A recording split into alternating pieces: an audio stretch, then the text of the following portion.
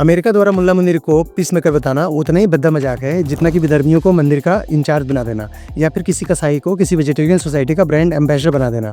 America का असली मंदिर को बुलाकर ये कहना कि पाकिस्तान एशिया में शांति स्थापित करेगा, ये ठीक वैसा ही है जैसे कोई सनी लियोनी को गर्ल्स कॉलेज में ले जाकर लड़कियों को सिखाए कि उनको भी सनी लियोनी की तरह वर्जिन बनना चाहिए। दोस्तों, आजकल अमेरिका मुल्ला मुनीर और पाकिस्तान को अपनी गोद बैठा के बहुत प्यार से सहला रहा है। अमेरिका ऐसा किसी के साथ तब करता है जब उसको कुछ चाहिए होता है। बट यहाँ ताज्जुब की बात यह है कि जनरली किसी एक राष्ट्र के द्वारा दूसरे राष्ट्र के राष्ट्राध्यक्ष को बुलाया जाता है इस लेवल की मीटिंग्स के लिए। बट अमेरिका पाकिस्तान का एक फील्ड मार्शल मुल्ला मुनीर को बार बार बुला के अपनी गोदी में बैठा के सहलाता है। पिछले 4 महीने में मुनीर की ये तीसरी यात्रा है अमेरिका की। पहली यात्रा हुई थी जब ऑपरेशन सिंदूर के दौरान इंडिया ने पाकिस्तान को गली के आवारा कुत्ते की तरह घसीट घसीट के मारा था। और जब इतनी बेइज्जती और लात खाया पाकिस्तान, 11 एयरबेस तबाह हो गए, तब पाकिस्तान का मुनीर दौड़ता हुआ अमेरिका के पास गया, जिसके पैरों में गिर के गिड़गिड़ाया था सीज फायर कराने के लिए। हालांकि बाद में उसे खुद ही भारत को कॉन्टैक्ट करना पड़ा था, तब जाके सीज फायर हुआ था। वहाँ जाके अमेरिका मुनीर रोना गिड़गिड़ाना शुरू किया। अमेरिका ने उसको गोदी में बैठा के लंच वंच करवाया ट्रंप ने।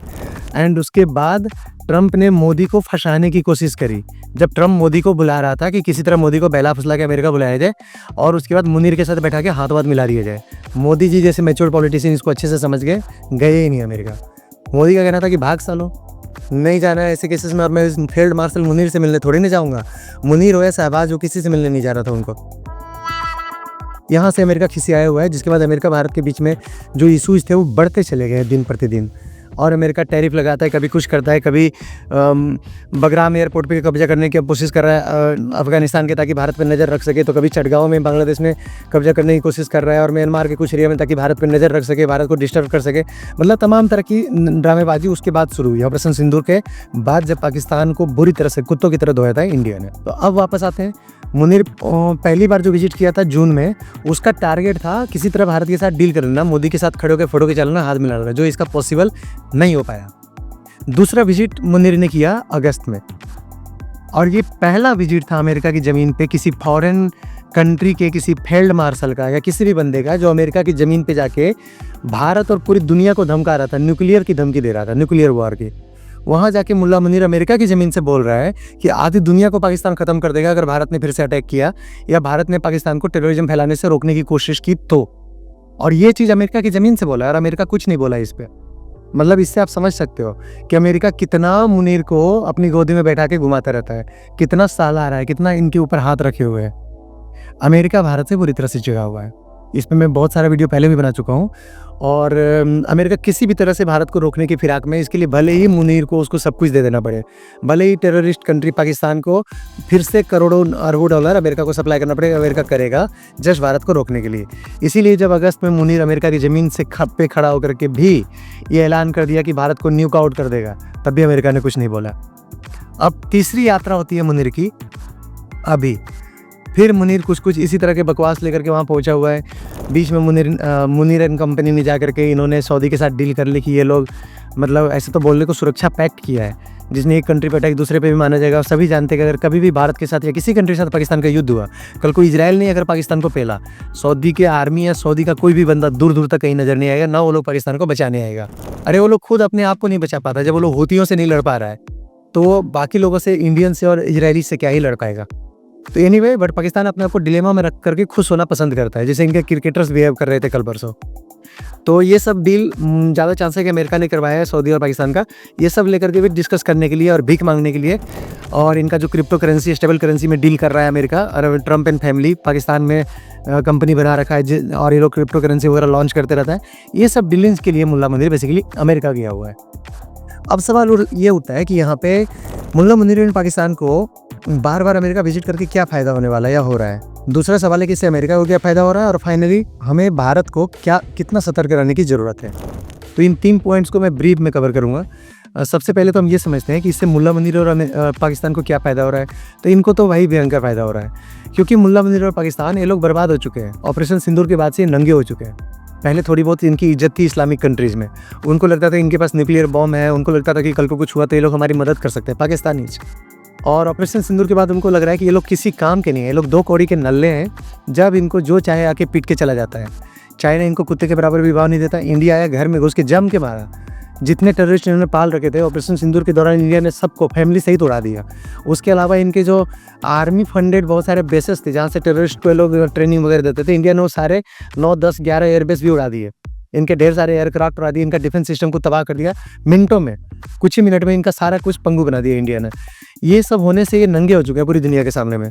और ऐसा कहा जाता है कि तथाकथित यूएस का जो हाफ न्यूक्लियर वेपन्स है वो पाकिस्तान में यूएस ने रख रखा था ताकि किसी को पता नहीं चलेगा। कल को अगर उसमें कुछ विस्फोट भी हो तो पाकिस्तान तबाह हो जाए, साउथ एशिया तबाह हो जाए। वो सब भी इंडिया ने पूरी दुनिया को बता दिया है, नूर खान एयरबेस वगैरह को तबाह करके। तो पाकिस्तानी लोग तो पूरा नंगा हो चुका है अभी के टाइम में। इनके पास कोई ऑप्शन भी नहीं बचा हुआ है सिवाय इसके कि दर दर की ठोकरें खाएं। कभी तुर्की के पास जाकर के तुर्की की गोदी गर्म करे, कभी अमेरिका की गोदी गर्म करे, कभी सऊदी में जाकर के भीख मांगे। आप कभी शहबाज शरीफ की शक्ल देखो, मतलब मेरे गांव का कोई लूजर भी होगा ना, वो भी शहबाज शरीफ से ज़्यादा अच्छे से कॉन्फिडेंटली खड़ा रहता है और अच्छे से बातचीत करता है। शहबाज शरीफ एक लूजर की भांति दर दर की ठोकरें खाता हुआ चल रहा है अभी, और साथ में फील्ड मार्शल को लेकर घूमता रहता है। फील्ड मार्शल जो कभी अपने आप को फील्ड मार्शल का खिताब दे देता है तो कभी हिलाले पाकिस्तान का खिताब दे देता है। मतलब इस तरह की हरकतें पाकिस्तान किए हुए पूरी दुनिया में घूम घूम के भीख मांगने के स्पीड को तेज कर दिया है, ताकि आने वाले समय में जब भारत इनको दोबारा पेलेगा, और जो कि भारत पेलेगा एंड इजराइल भी पेलेगा। इजराइल इसलिए पेलेगा क्योंकि पाकिस्तान ने जब न्यूक्लियर बम बनाने का नाटक किया था तब पाकिस्तान ने बोला था कि ये परमाणु बम नहीं है, इस्लामिक परमाणु बम है। मतलब पाकिस्तान ने अपने परमाणु बम जो अमेरिका से ले रखा है उसको बोला था इस्लामिक परमाणु बम है। मतलब कभी भी किसी इस्लामिक राष्ट्र पे हमला होगा तो पाकिस्तान उसका बदला लेने के लिए इस्लामिक परमाणु बम लॉन्च करेगा उस राष्ट्र पे। चूंकि इजराइल इस्लामिक कंट्रीज के साथ लड़ता आ रहा है लंबे समय से, और अभी हाल फिलहाल में 6-7 इस्लामिक कंट्रीज को पेला है, तो इजराइल को डर है कि कहीं पाकिस्तान परमाणु हमला इजराइल पे ना कर दे। और इसलिए ज़्यादा चांस है कि इजराइल इससे पहले कि पाकिस्तान इजराइल पे हमला करे, इजराइल पाकिस्तान के न्यूक्लियर बेस वगैरह को तबाह कर देगा और साथ में पाकिस्तान को भी तबाह कर देगा। ऐसा सिर्फ हल्ला है, ये रियलिटी में भी हो सकता है मेरा मानना है, बट अभी फिलहाल कुछ समय के लिए, कुछ दिनों के लिए, कुछ वीक्स के लिए तो पॉसिबल नहीं है। तो इस तरह से पाकिस्तान तो बुरी तरह से फिलहाल खतरे में है। पाकिस्तान जो एक टेररिस्ट कंट्री, पूरी दुनिया में टेररिज्म फैला के बर्बाद किए हुए, मतलब पाकिस्तान पैदा ही हुआ है दुनिया को डिस्टर्ब करने के लिए। वो पाकिस्तान आज खून के आंसू रो रहा है। खाने को दाना नहीं, पीने को पानी नहीं, जीने को लाइफ नहीं, कुछ नहीं है पाकिस्तान में। और अब ये जहाँ तहाँ भीख मांगते चल रहा है कि कोई इसको डॉलर दे दे, कोई इसको कुछ और आइटम दे दे। इसीलिए ये बार बार यूएस विजिट करता रहता है। और ये सब बेनिफिट पाकिस्तान को होने वाला है कि अमेरिका इसको कुछ डॉलर वगैरह थमा देगा, बदले में अमेरिका को यहाँ से गधे सप्लाई करेगा, जो पाकिस्तान जनरली करता है। जैसे चाइना को गधे सप्लाई करता था, लड़कियाँ सप्लाई करता था, वही सब पाकिस्तान अमेरिका को भी देना शुरू कर देगा। और हाँ, अपना ज़मीन देगा अमेरिका को यूज़ करने के लिए, अपना ज़मीन देगा, अपनी आर्मी देगा, जिसको अमेरिका नौकरों की भांति जहाँ मन करेगा वहाँ जा करके डिप्लॉय कर देगा। दूसरी चीज़ जो पाकिस्तान अमेरिका से चाह रहा है वो है गारंटी, जो वो सऊदी अरेबिया से भी मांगने पहुंचा हुआ था, तुर्की से भी मांगने पहुंचा हुआ था। अमेरिका से गारंटी चाह रहा है पाकिस्तान चाहता है कि अमेरिका उसको गारंटी देगी। कल को अगर पाकिस्तान पे अटैक होता है तो अमेरिका उसको बचाने आएगा। पाकिस्तान चाहता है कि अमेरिका उसको एक्सट्रीम लेवल का हथियार दे, मतलब हाई लेवल का, जो दुनिया के सामने में है ही नहीं बाकी कंट्रीज़ के पास। भाई मेरा इस पर सिर्फ एक ही लाइन है, अगर पाकिस्तान को अमेरिका वैसा हथियार कुछ दे भी देता है, पाकिस्तान में चलाएगा कौन? पाकिस्तान को F-16, F-17, F-35 कुछ भी दे दे, पाकिस्तान से वो तो चलता नहीं। जब पाकिस्तान कोई भी एग्जिस्टिंग हथियार जो इसको दिया गया है भाड़े पे या लोन के तौर पे, वो पाकिस्तान से चल नहीं रहा है, इंडिया के सामने में आ करके वो मार खाते हुए पाया जाता है। कैसा भी हथियार लेके आए, इंडिया पुराने मिग से उसको उड़ा देता है। तो ऐसे में पाकिस्तान को अगर अमेरिका कुछ दे भी देगा, जो कि अमेरिका देगा काफ़ी चांस है, स्टिल पाकिस्तान को कुछ खास फायदा होने वाला नहीं है। पाकिस्तान के बेस्ट उसके इंटरेस्ट में है कि अगर वो इंडिया के सामने में रो गिरा के माफ़ी मांग के शांत बैठ जाए हमेशा के लिए, तब हो सकता है पाकिस्तान अपना 100वां जन्मदिन तक मना पाएगा, अदरवाइज़ तो पॉसिबल नहीं लग रहा है। सवाल अब ये उठता है कि इससे अमेरिका को क्या फ़ायदा हो रहा है, ये इंपॉर्टेंट क्वेश्चन है। अमेरिका को यहाँ पे ढेर सारे फ़ायदे हो रहे हैं पाकिस्तान के साथ डील करके। यही वजह है कि अमेरिका भारत जैसे अच्छे फ्रेंड को दरकिनार करके पाकिस्तान से डीलिंग कर रहा है। सबसे पहले भारत कभी भी अमेरिका को अपना ज़मीन यूज़ करने नहीं देगा एयर बेस के तौर पे या आर्मी बेस के तौर पे, जबकि पाकिस्तान थोड़े से पैसों के लिए अपना पैंट तक उतारने को रेडी हो जाता है। कैसे कैसे लोग रहते हैं यार यहाँ पर, साला तुमको पागल कुत्ते का गाड़ी उठा के ले जाएगा, बता रहे हैं हम। मतलब कि पाकिस्तान अपनी ज़मीन जो मर्जी है वो यूएस करे, यूएस को यूज़ करने के लिए दे देगा। दूसरी बात, यूएस को किसी भी तरह करके बगराम एयरपोर्ट अफगानिस्तान वाले चाहिए, जिसने यूएस बहुत ज़्यादा इंटरेस्ट दिखा रहा है अभी के टाइम में।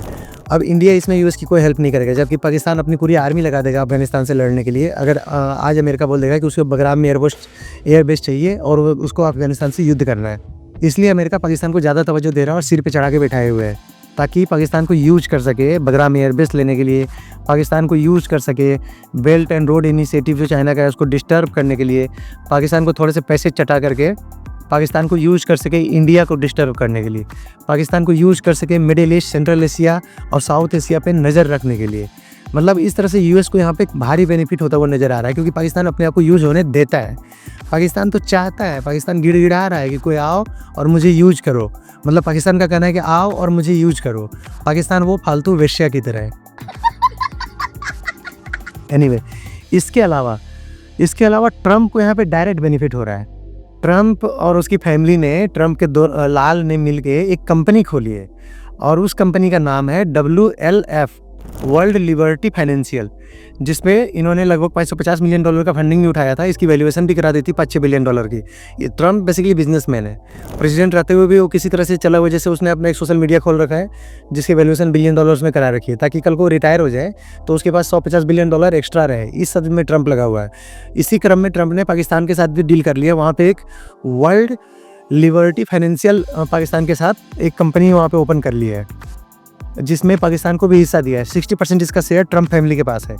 इस पे क्या है कि ये ब्लॉकचेन यूज़ करता है, स्टेबल कॉइन यूज़ करता है। मतलब इसका काम है ब्लॉकचेन स्टेबल कॉइन को दुनिया में बढ़ावा देना। इसमें मैं एक वीडियो पहले भी बना चुका हूँ और आने वाले समय में एक्सप्लेन करूँगा ब्लॉकचेन और स्टेबल कॉइन होता क्या है। बेसिकली ये वर्चुअल कॉइन्स होते हैं, जैसे डॉलर है, जैसे रुपीज़ है, वैसे रियल करेंसी नहीं है, वर्चुअल करेंसी है उसी तरह से।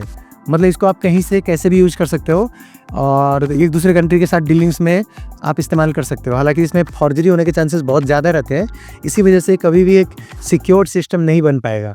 बट ट्रम्प को वो सबसे लेना देना नहीं है। ट्रम्प को है कि कुछ पैसे कमा लिए जाए, ये सब चीज़ें दिखा करके, stable coin, bitcoin, virtual currency, ये जितने भी हैं क्रिप्टो करेंसी वगैरह वगैरह। तो ये सब ट्रम्प पाकिस्तान के साथ मिलकर करना चाह रहा है, क्योंकि कोई भी ढंग का country, self respecting country Trump को अलाउ नहीं करेगा, किसी को अलाउ नहीं करेगा। इसलिए ट्रम्प दुनिया का एक कबाड़, टेररिस्ट, गटर छाप कंट्री को उठाया है और उसके साथ डील करके अपनी फैमिली के लिए वेल्थ बटोरने में लगा हुआ है। तो यहाँ पे हम देख सकते हैं कि पाकिस्तान के साथ डील करके ट्रम्प को न सिर्फ यूएस को काफ़ी फ़ायदा हो रहा है फिलहाल पाकिस्तान जैसे गटर कंट्री के साथ डील करके, बल्कि ट्रम्प की फैमिली को भी काफ़ी फाइनेंशियली काफ़ी प्रॉफिट हो रहा है। इसलिए अमेरिका एंड खास करके ट्रम्प मुझे को बार बार बैठा के गोद में घुमाता रहता है, सहलाता रहता है। तो ये तो है कि अमेरिका को क्या फ़ायदा हो रहा है। मैंने ये भी बता दिया कि पाकिस्तान को क्या फ़ायदा हो रहा है। अब यहाँ सबसे इम्पॉर्टेंट सवाल है कि भारत को कितना कंसर्न रहने की ज़रूरत है। इसका जवाब सही नहीं है, मतलब इसका जवाब जो है वो थोड़ा डार्क है। भारत को बहुत कंसर्न रहने की ज़रूरत है, क्योंकि जिस तरह से पाकिस्तान को ट्रम्प गोद में बैठाए हुए है, जिस तरह से अभी ट्रम्प का 3 साल से ज़्यादा का कार्यकाल बचा हुआ है, कि काफ़ी ज़्यादा चांस है कि ट्रम्प भारत में बहुत बुरी तरह से अनरेस्ट पैदा करने की कोशिश करेगा। बिकॉज पाकिस्तान को जन्म ही भारत में अनरेस्ट पैदा करने के लिए हुआ है। पाकिस्तान तो पैदा ही इसीलिए हुआ है। तो पाकिस्तान तो हर हाल में चाहेगा, पाकिस्तान चाहेगा कि पूरा पाकिस्तान बिक जाए, पूरी पाकिस्तान की छोकरियाँ ट्रम्प लेके चले जाए व्हाइट हाउस में बदले में। लेकिन अगर भारत को बर्बाद करने का मौका मिलता है तो पाकिस्तान इससे कभी चुकेगा नहीं।